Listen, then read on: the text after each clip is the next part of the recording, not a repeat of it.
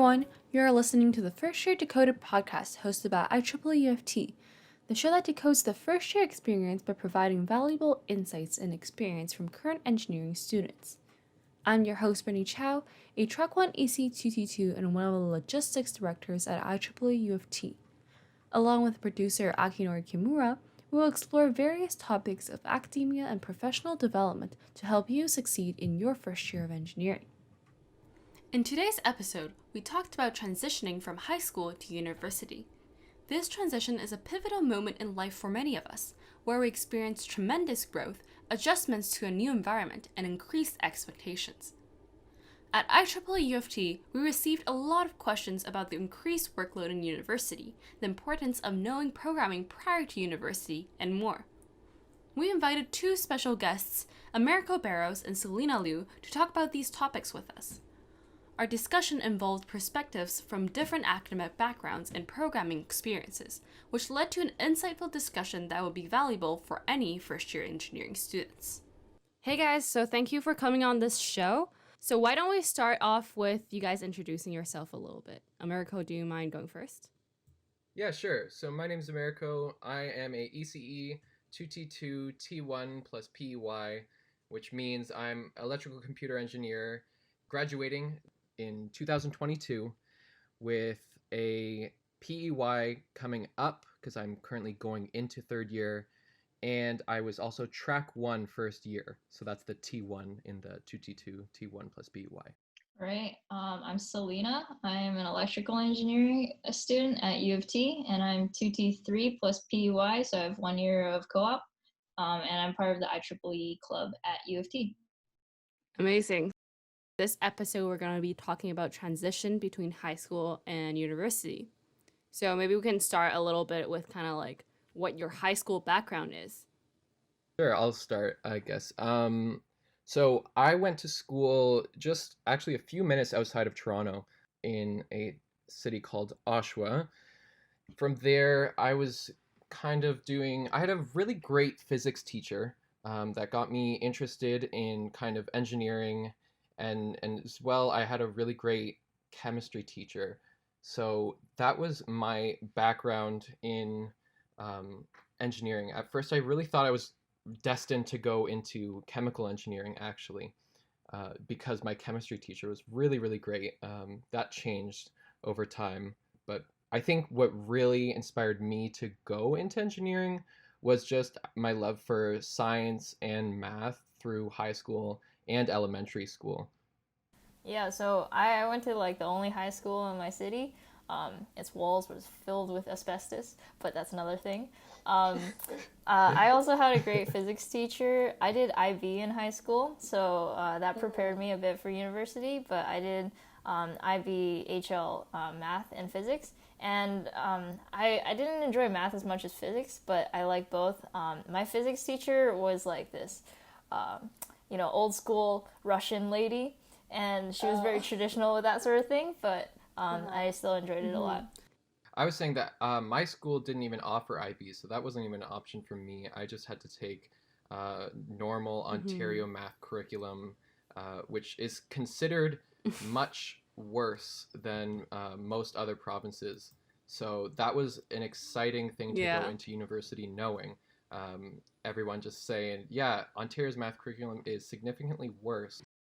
I came from a BC high school, and I would probably say something similar, because in terms of like how much I learned, like how much math I learned, how much physics I was taught, it was not really sufficient going into first year, which I definitely struggled with a little bit, but I don't think it's a big issue overall, because like for a lot of people it's review. I just have to like work harder. Sometimes even if the topics were covered in high school, like the key difference between university and high school, like from my experience, is that they require like a much deeper understanding in the topic. So like applying the concepts for different problem solving skills, whereas in high school it's like sort of plug it in and go.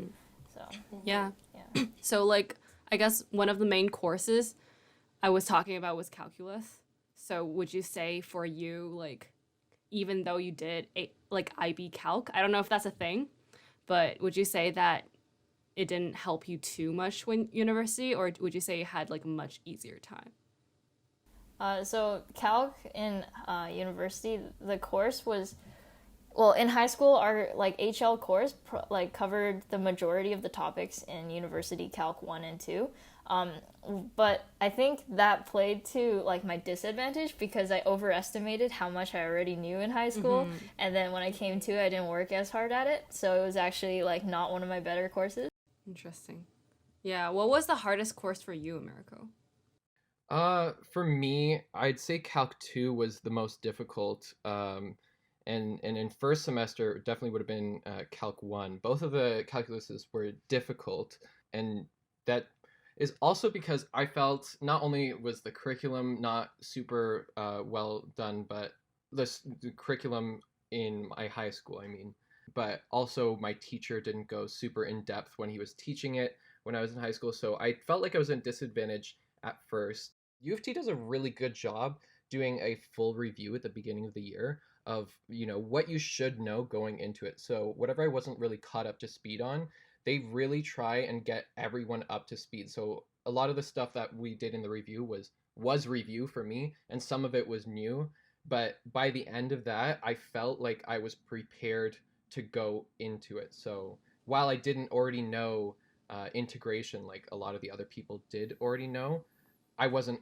also behind where they expected me to be by Mm-hmm. the time we completed Would that. would you say it was one of the harder courses for you, or are there any like other particular courses that kind of stood out for you in first year? In first year, yeah, there was definitely some other courses besides Calc 2. I'm just trying to remember all of the courses. I'd That's fair, say yeah. some of the other difficult ones were ECE 110, Electrical Fundamentals. I found that one particularly difficult, as well as the linear algebra course. Oh, I agree. It's very proof based, right? Yeah, it was very proof based, and I had never seen a proof in my life before. So going into university, all of a sudden them saying like this proves that, I was like, whoa. Unless it's trig, I don't know how to do a proof. I remember for our year, the first ever midterm was linear algebra. And I remember going to take it, coming back, and I was just traumatized. I was like, what just happened? It was, yeah, like thinking back, it was pretty funny, but I stayed up all night after that studying. Like, of course, that didn't help any bit, but it's just like a emergency, like, oh, I gotta do that kind of thing. That test is interesting to look back on too, because it really was, since we had that test within the first 3 weeks of taking all of our courses. So most courses were still doing high school review, let alone teaching new content. So that test was on some very simple things. But I think what was really interesting about that exam was that they didn't really make it too difficult looking back at it. I think they really tried, they knew that this was our first university Mm-hmm. exam that we were going to be taking, and they really tried to ease us into it. So even though it was difficult, it wasn't worth a crazy amount for the entire year. And it was definitely a good, you know, sense of what exams were Mm-hmm. going to be going into the Were future. there any crazy courses for you too, Selena? Crazy courses. Yeah. Well, not really. Okay. I enjoyed the courses a lot. Like they were definitely challenging, and like linear algebra was one of the most challenging ones. But I agree with what you said that I remember the first midterm. They definitely made it easier than what it seemed like it would have been in class because they wanted to make sure that everyone was on the same page. And I wanted to add like how you mentioned that like they try to like make everyone start with the same level. The U of T does a thing with IB that like in other universities, if you take an HL course, you can skip like a first year course. But U of T, yeah. So a lot of my friends skipped like a bunch of like half of their first year classes and started with second year classes. But U of T engineering specifically does not let you take any of the credits over. So there's like you're forced to start there, and I think that's like a great idea because it makes you realize like the gaps in knowledge that you have from high school, and then makes sure that everyone's like filled in when they start. I think I was talking to Aki like earlier, and he did all APs in his high school, and he was saying that he also couldn't take any of the Yeah, credits. I couldn't transfer any of the credits. I was pretty sad because like I was thinking of like going to US schools like as an option. And so I was thinking that like all the exams and the courses I take in high school I could transfer in university, but like all that money I spent didn't transfer. Yeah. But it did teach me a lot about like the work ethic required for like a university level course. And like the content also really exposed me to some of the contents that were covered in university.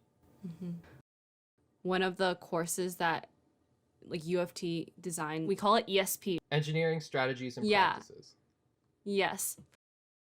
I still remember, I think everyone whines about that course, but I feel like to some extent, like it does kind of help you understand like what engineering writing is, and especially teamwork, because there has been like team conflicts that I've heard, like the stories that I've heard from my friends. And it's always interesting to kind of go through that before you actually just get pushed into the real world.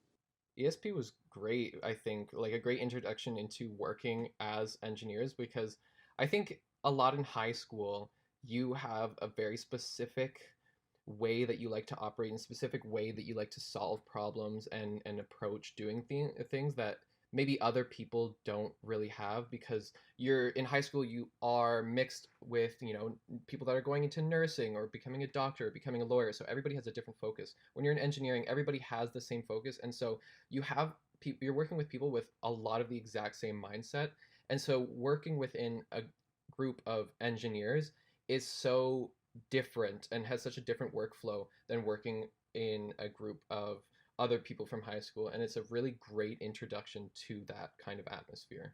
It's also pretty good at introducing like to professional industry, like in addition to all that you just said. In high school, if you're working on your own project, like I like to tinker with Arduinos when I was in high school, and then when you get into this course, you're taught like all the industry standards, like you have to check all these codes and making sure that you're up to standard if you're working with a company. So it gives you a really good idea of what it's like to work with a professional team of engineers.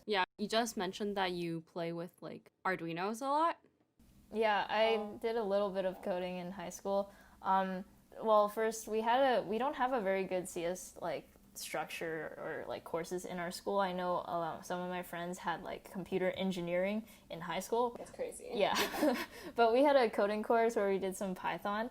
And then afterwards, my brother, he was a computer engineer, and now he's a doctor. He pushed me to, yeah, let's just go over that fact. Yeah. But he pushed me to learn, like, to develop some apps, and then I got really into that. So, like, programming in Swift is definitely a lot more high level than, like, programming in C, which is, like, very low level. So it did help me to some extent, but again, you are learning a new language like everyone else, so, and like facing Yeah, new do you think problems. that kind of helped you though with starting first year and knowing how to code and all that kind of stuff? I think it made me more confident in joining clubs or like design teams, because like you require those skills to build something for that team or contribute more to it. So that definitely made me more confident that way. I'm not sure if it was that helpful because we did APS 105, that's the computer fundamentals course in first year. And I know overall that course was quite challenging for everyone involved, including like people who did know how to code. Yeah, I always wondered that side because before university, like first year, I was always like, wait, I'm going to engineering. Should I learn some coding? At the end, I didn't, and I was super worried, but I don't know. It turned out fine for me, although it was definitely challenging, that course. I felt this same. I think for that course, for me, I went into university not having ever coded. So that definitely made me nervous because was looking at Reddit beforehand and trying to find out basically as much about U of T engineering before I could. I was eager beaver, just wanted to like know everything I could going into it. And so I saw that a lot of people were going into university already knowing how to code. But similar to math, they try and get everyone up to the same speed. And so for coding, they just assume that nobody knows how to code, which is really useful because for me, for someone who doesn't know how to code and is now going into computer engineering, it really did clearly worked for me because for computer fundamentals, where we started doing C, that was really the first time I've ever started looking at code. I'd never really seen code Yeah. before that. And I kind of did better in that class than I did in any other class all year, which was very surprising for me because that was one of the like notoriously difficult courses, but it was something I was definitely interested in, and for some reason Mm-hmm. it just clicked for me, and I really enjoyed it. So I don't think going in as someone who doesn't code or didn't know how to code before was something that was detrimental to me. I don't think I really could have done better than I already did in that course. It was a lot of fun, and learning it. They did a really great job teaching it. And one of the nice things about U of T is that since there are so many students, there's so many different lecture sections and so many different teachers. So if one teacher doesn't really fit your teaching style, you can go to another one. I know a lot of people for that course decided to go to a different professor. I tried out two different professors. One of my friends tried out three different professors before she found one that she liked for that course. Um, and she stuck with a third one. I stuck with a second one, and we liked them for different reasons. And yeah, that was my kind of experience with that course. It was a very positive one.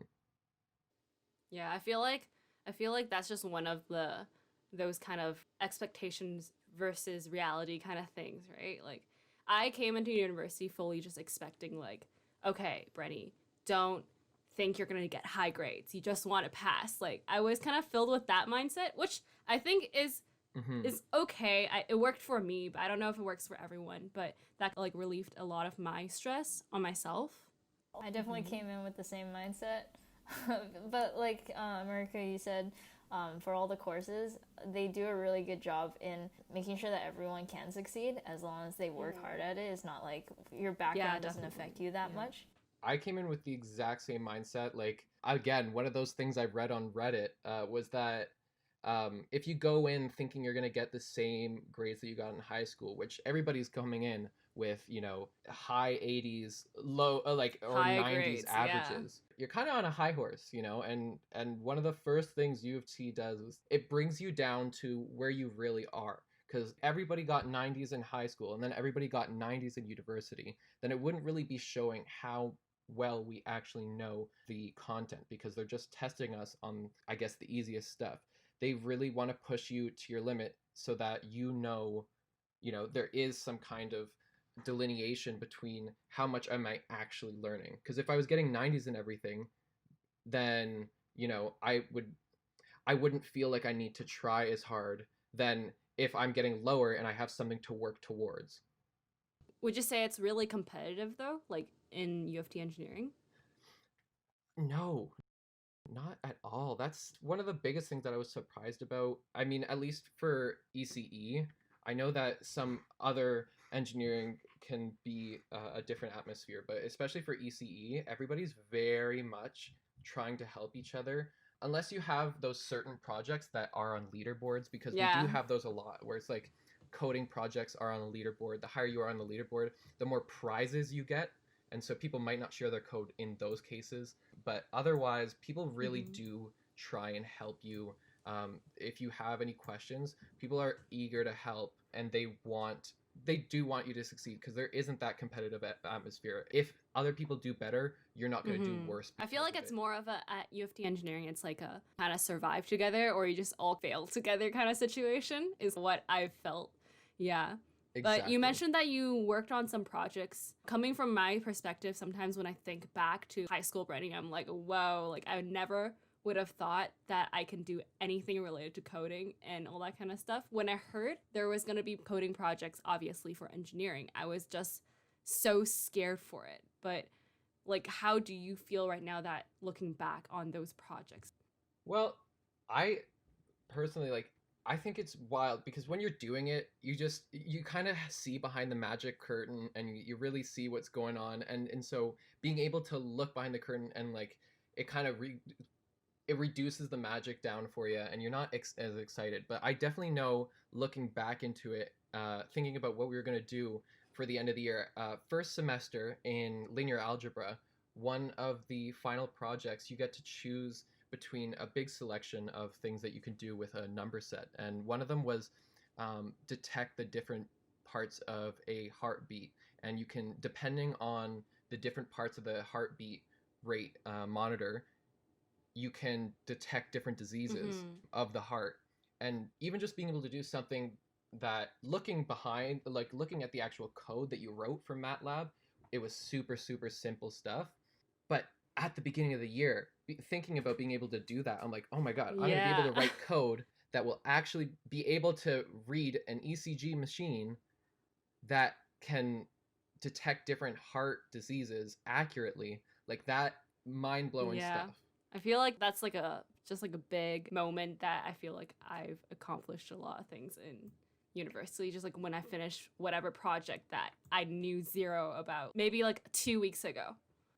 Absolutely. In second year, something that you get to look forward to as an EC student was Google Maps. And I remember in first year thinking, that is some insurmountable kind of task. Like, how the heck are you going to do it? And once you get there, it was actually exciting. Super fun. Yeah.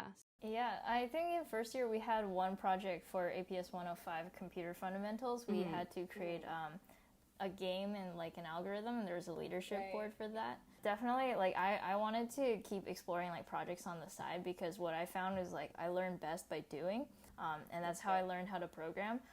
It's like making my own apps, like if I have an idea.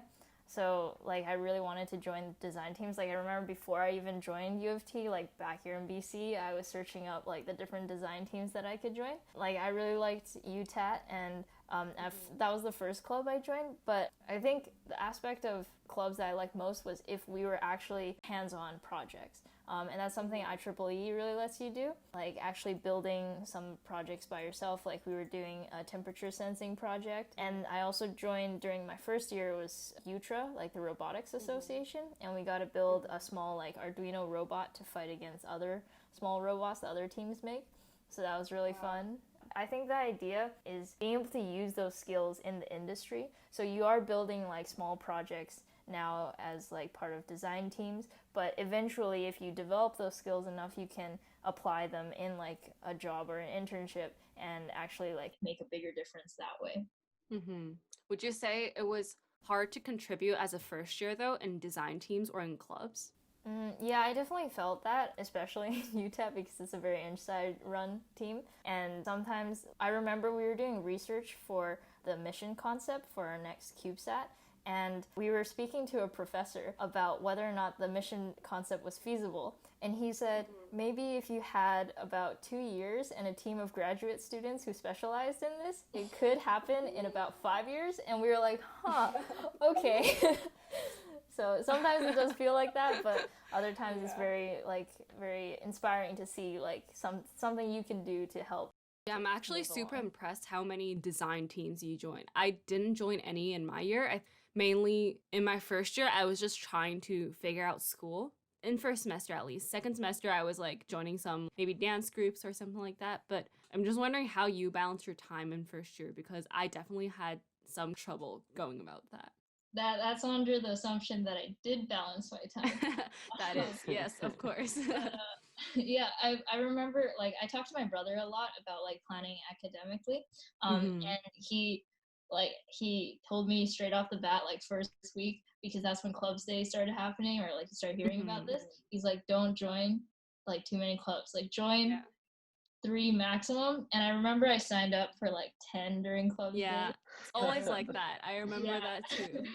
It's a bad idea, but eventually you have to manage your time, obviously, and when school actually starts to hit you with all the classes and all the homework, you start to realize I really can't do this, so you have to prioritize. But mainly just find something that you like to do, like one of the clubs that you genuinely like, and not something that you think would look good on your resume, and that will help you I think my strategy was just to sign up for any clubs at the beginning, which I think it's valid, but at the end of the day, maybe I'll spend the first month, which nothing really happens, to kind of like decide which one I want to stay at. But you definitely need to make sure that you have your priorities straight.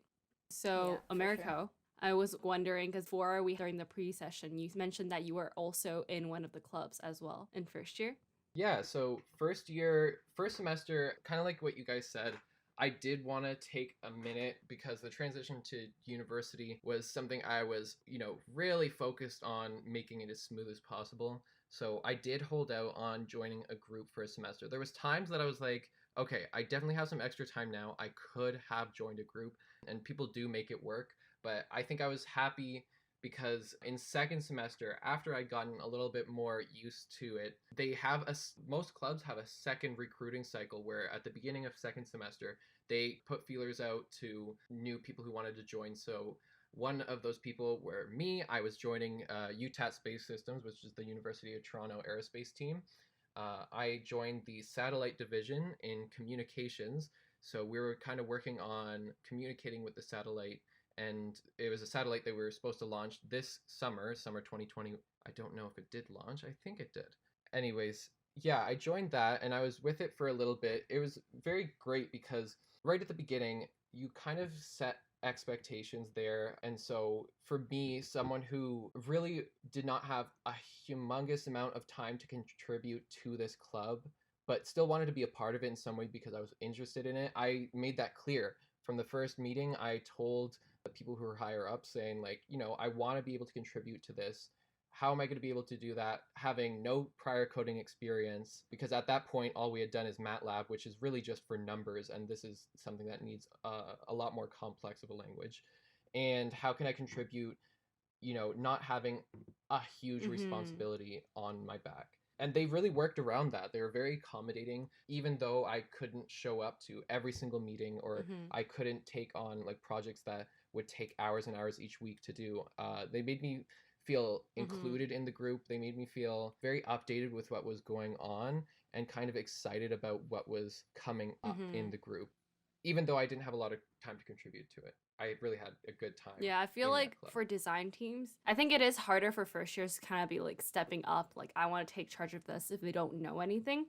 But everyone's kind of been through that phase. So if you really want to help and you're putting the time into it or the thought into it, like, they are willing to kind of like give you some more work or just teach you how to go through that too. Absolutely. They wanted to. Part of my stuff there was, since we were working with stuff that needed code, we were learning C, the programming language, in that semester, and we were also coding in C in that club. So in the club, I needed to know a lot more about C than what we were doing in class at the time. So the person above me said, "Hey, these are some resources. These are the things that you need to know going into it." And so one weekend, I just kind of put aside some time to really focus on exactly what was relevant to the club so that I could start contributing in that way. And it wasn't too difficult. Like, they really do try and teach you. They know where you're at because a lot of them have already been in your position. A lot of them were ECE students. A lot of them were NSci students. So they know what you already know and what you don't know. They can sympathize in that way. And that's kind of what happened with me. I learned the C ahead of time, like ahead of the class schedule, and was able to contribute in a pretty big way with the Yeah, I feel like being able to do something other than school sometimes really does help relieve your like mental stress or just pressure, because I definitely had a lot of pressure by myself. Like, I was just like, Brenny, you have to do well, like, you're not good enough yet. But I feel like everyone has that moments, especially when you're in engineering. There's always someone smarter than you. It can feel like that, going from being like the top of your class to going and being maybe one of the lower, or even you kind of know your spot, and it's hard not to focus on that. I know my roommate first year, he was prepared for the grade hit that was going to happen when he started, and it was very difficult for him to grapple with the fact that, like, I'm no longer, the best in the class. As narcissistic as that sounds, it's a very common feeling. And just being able to accept that not being the best or not having really, really high grades isn't something that you should focus on as much as the fact that it shows that you're learning something. You shouldn't compare yourselves to others because you aren't in the same spot. For example, I didn't take IB or any AP classes, so I didn't already know half of the stuff or all the stuff from Calc 1 and Calc 2. I was learning it all new. So I shouldn't be comparing myself to Selena because I'm not in the same That's fair. situation I feel as like Selena. a lot of students go through that without knowing that they're kind of like that's something that everyone thinks about, and just comparing is something, it doesn't help with your self-growth. It just kind of puts you down sometimes. It is motivating sometimes, but in a bad way. Yeah. Yeah, for sure. Like in first year, I know a lot of my friends, and me included, like struggle with that, because when you're put into that new situation where you're meeting so many different people, sometimes it is sort of instinct for us to be like, oh, compare yourself to them and see like how you compare. And that can be really discouraging, but also motivating. So you have to balance that, like be aware of your own weaknesses and your own strengths, and just work on improving Just yourself. rather than recognizing comparing. that everyone around you might be going through the same thing might be able to help you get through it too. Yeah, regardless of where you are, you always want to be doing better than what you are. So if you're getting a 60, then you're just dying to be the person that's getting a 70. If you're getting a 70, you're dying to be the person that gets an 80. If you get an 80, etc., etc. So I think it's easy to fall into that trap, but if you're not using it in a constructive way to say like, oh, he's getting 80 on this assignment, I got 70 or 60, and are you using that to compare yourself and say like I'm worse than them or I'm not as smart? Or are you saying that it is, what is he doing successfully that I can do to get to that point? You can use it constructively, or you can use it to your detriment, and it's really something that you do have to focus on, so you don't kind of fall into that pity party that can easily happen. As the last question, I would like to ask you guys, what's your one tip that you would want to let the first years know how to survive first year? Obviously, like we're looking at entering school this year during a pandemic, so there's going to be challenges, like new challenges for everyone. I think like definitely, like if you're going to university like as a first year, you're meeting a lot of new people, and for me, I was like one of the only people who went into from my high school went into engineering at U of T. So everyone's like a new face, a new person. Yeah. So like even though we are online, or if some people are in person, like talk to the people around you, because like we've talked about today, like the community is really great and really encouraging to help you succeed in whatever you're trying to do. So just being able to talk to everyone and make some new friends and have that support system there for you, because going through it like by yourself is definitely going to be a struggle. Yeah. I think my tip would be to try and focus on the positives, because it's really tough. The first year is tough because you're learning a lot of new things, you're meeting a lot of new people, you're in a new environment, and it's easy to start being really hard on yourself, and that's not super constructive. It's focusing on not only I got maybe a 60 or 70 on this assignment, or I don't really understand what's going on in this class, but like really making sure that you're taking time to pat yourself on the back for the things that you do accomplish. Like, I studied really hard for this and I'm happy with how much I got done, or like I'm like up to date on my homework for this thing. Celebrate the little things so that you still have those positives, and you're not just really, really focused on the negatives. Well, thank you guys for coming out today. I'm sure a lot of first years would find this really useful, and hopefully we've kind of like helped them feel more at ease and less nervous about first year this year. Well, that's all for today's episode of First Year Decoded. Thanks for listening, and thank you once again to Americo and Selena for joining me today. Remember to tune in next week for a detailed breakdown of each of the Core 8 courses. This podcast is hosted by IEEE UofT, content creation done by Akinori Kimura, Brenny Chag, Himanish Jindal, Haoshin Zhang, and Catherine Leung. Music created by Kashaga Gold, audio edited by Shui Guang, and graphics done by Kathy Zhang. Special thanks to Americo Barros and Selena Liu for being on the show with us today. Shout out to Sashwa Panwar for helping us with external outreach, and David Baines with coming up with the name of our podcast. Remember to follow us on our social media, IEEE UofT, to get more information and updates about future events and more content. Once again, thanks for listening to First Year Decoded, and we will see you on the next episode.